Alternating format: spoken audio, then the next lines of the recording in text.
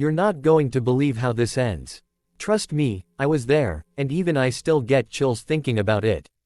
So grab a snack, get comfortable, and make sure you're subscribed, because this is one of those stories about how a single moment of kindness can change absolutely everything.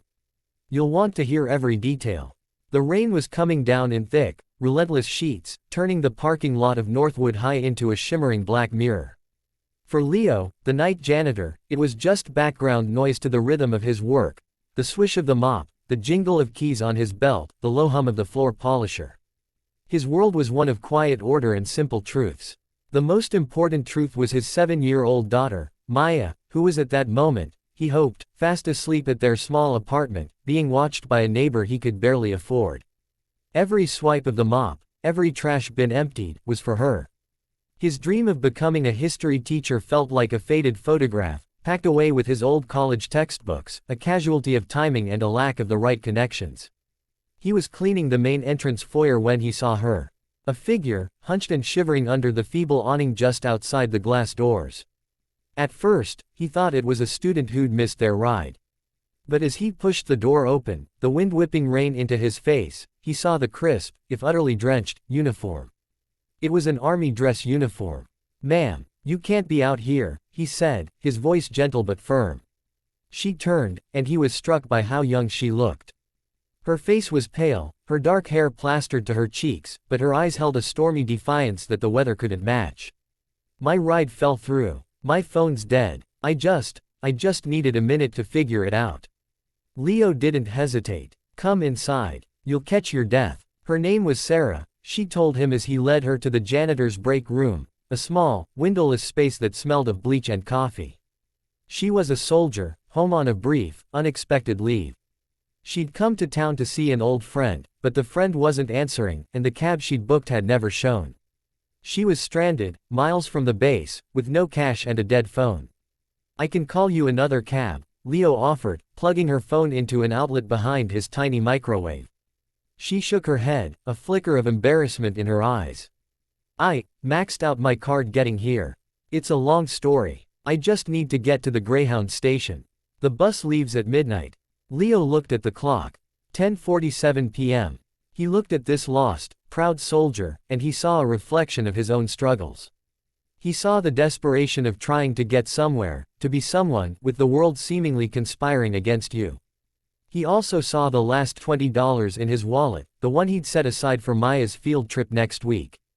"I'll drive you," he said, the words out of his mouth before his practical mind could stop them. The drive to the bus station was quiet, the old car's wipers struggling against the downpour. Sarah stared out the window, her posture rigid. "You're very kind," she said softly. "Not many people would do this." Leo shrugged. "Everyone needs a hand sometimes. I have a daughter. I'd hope if she were ever in a bind, someone would look out for her." He told her about Maya, about her obsession with constellations and her dream of being an astronaut. He didn't mention his teaching dreams, or the stack of rejection letters from the school district, or the fact that the head custodian job he was up for, a job that came with a slight pay raise and much-needed health benefits, was entirely dependent on a review from a district bigwig he'd never met. At the station, he didn't just drop her off. He walked her inside, bought her a hot coffee and a sandwich with that last $20, and waited with her until her bus was called. As she stood to leave, she turned to him, her eyes glistening. "Thank you, Leo. You saved me tonight. More than you know." She hugged him, a quick, tight embrace, then handed him a small, folded piece of paper. "It's just my name and email. I'm not great with words in person, but let me know if I can ever return the favor." He took it, smiled, and tucked it into his pocket, fully expecting to never see or hear from her again. It was just a thing you did. A human thing. The following weeks were a blur of work and worry. The big review for the head custodian position was coming up. His boss, Mr. Henderson, had told him it was basically his to lose, but that a final sign-off was needed from a high-level district administrator. The name was Admiral James Thorne. A strange title for a school administrator, Leo thought, but he didn't question it. He just knew this man held his future, Maya's future, in his hands. The day of the review, Leo put on his one good tie and stood nervously outside the principal's office.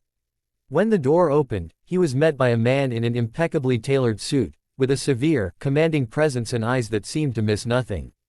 Behind him was a woman in a sharp, Navy service dress uniform, her cap tucked under her arm. It was Sarah. Leo's breath caught in his throat. She wasn't an army soldier. The uniform was different. The insignia, they were different. And she stood not as a subordinate, but with an air of quiet, absolute authority. Admiral Thorne's gaze was icy. Mr. Leo Walsh. I'm Admiral James Thorne, the new head of the District Oversight Committee. And this, he said, gesturing to the woman beside him, is my daughter, Rear Admiral Sarah Thorne. Sarah's eyes met Leo's. There was no flicker of recognition, no smile. Just a cool, professional appraisal. His heart sank. She didn't remember him. Or worse, she did, and this was her professional distance. The kindness in the rain-soaked break room felt a million miles away. The meeting was a formality. Admiral Thorne asked pointed questions about efficiency, budget management, and procedural compliance. Leo answered as best he could, his mind reeling. He kept glancing at Sarah, but her face was an unreadable mask.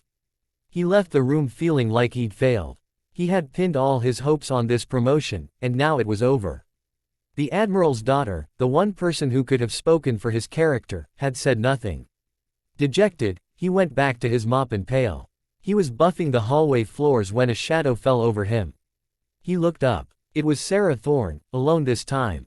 Leo, she said, her voice softer now, the one he remembered from the car. Admiral, he replied, unable to keep the hurt from his voice. I'm sorry for the silence in there, she said, kneeling down so she was at his level. My father is a man of strict protocols. He believes favoritism is a cancer. If I had spoken up for you in that room, he would have rejected your application outright, believing you had tried to curry favor with me. Leo stared at her, the buffing machine humming quietly in his hands. That night, she continued, you saw a person, not a rank. You asked for nothing. You gave your last $20 to a stranger. You spoke of your daughter with so much love. I went home and I told my father about you. I didn't know you worked for his new district. I just told him about this incredible man who restored my faith in people. She stood and handed him a sealed envelope. With trembling fingers, he opened it. It wasn't a rejection. It was a letter of appointment. For the head custodian position. And paper clipped to it was a second letter, from the dean of the local community college's night program. A full scholarship for a returning adult student pursuing a teaching degree, with a guaranteed student teaching position at Northwood High upon completion. Tears welled in Leo's eyes, blurring the official type. My father didn't do this because you helped me, Sarah said, her own voice thick with emotion. He did it because your character, completely unprompted and expecting nothing in return, proved you were the right person for the job. And for more. He looked into your records, your old college transcripts. He said the school system needs more men like you in front of classrooms. Leo couldn't speak. He just looked from the letters to Sarah's face, the weight of years of struggle finally lifting. So, you see, that single act of kindness in the rain, that decision to help a lost soldier, didn't just save her night. It built a future. It proved that our fate isn't always written in the stars or decided in boardrooms.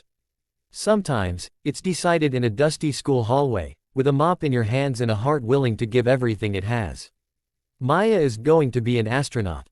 And me, I'm going to be a teacher. And it's all because I offered a cup of coffee and a ride to the bus station. If this story moved you, if it reminded you that even the smallest good deeds can have monumental consequences, then do me a favor. Hit that like button, share this video with someone who needs a little hope today, and subscribe to the channel for more real-life stories that prove the world is still full of beautiful surprises. Thanks for watching.